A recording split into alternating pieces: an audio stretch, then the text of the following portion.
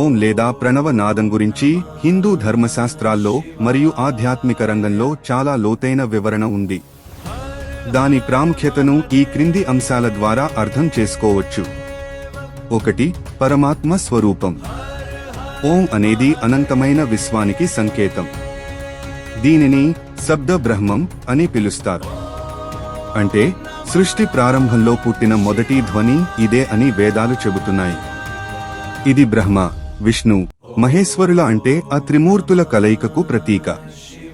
2. ఓం అనేది 3 అక్షరాల కలయికతో ఏర్పడింది.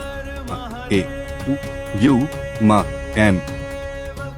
ఏ సృష్టికి, క్రియేషన్ సంకేతం.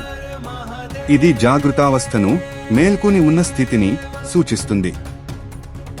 యు స్థితికి, ప్రెజర్వేషన్ సంకేతం. ఇది స్వప్నావస్థను, కలలు కనే స్థితిని సూచిస్తుంది.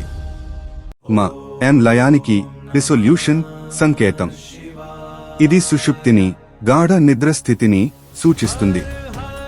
ఈ 3 అక్షరాల తర్వాత వచ్చే నిశ్శబ్దాన్ని తురీయ స్థితి అంటారు. ఇది ఆత్మ యొక్క అసలైన స్థితి. 3.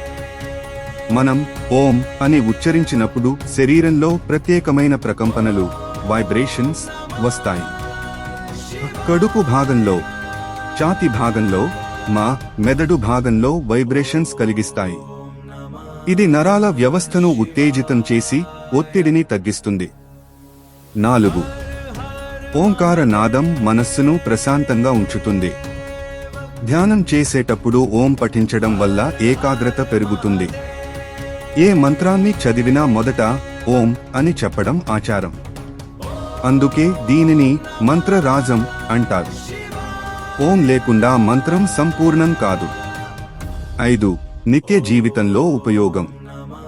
ప్రతిరోజు ఉదయం కనీసం 21 సార్లు ఓంకార పఠనం చేయడం వల్ల శ్వాసకోశ వ్యవస్థ మెరుగుపడుతుంది మరియు సానుకూల శక్తి పెరుగుతుంది. సరళంగా చెప్పాలంటే ఓం అంటే కేవలం ఒక పదం కాదు, అది విశ్వం యొక్క ప్రాణశక్తి.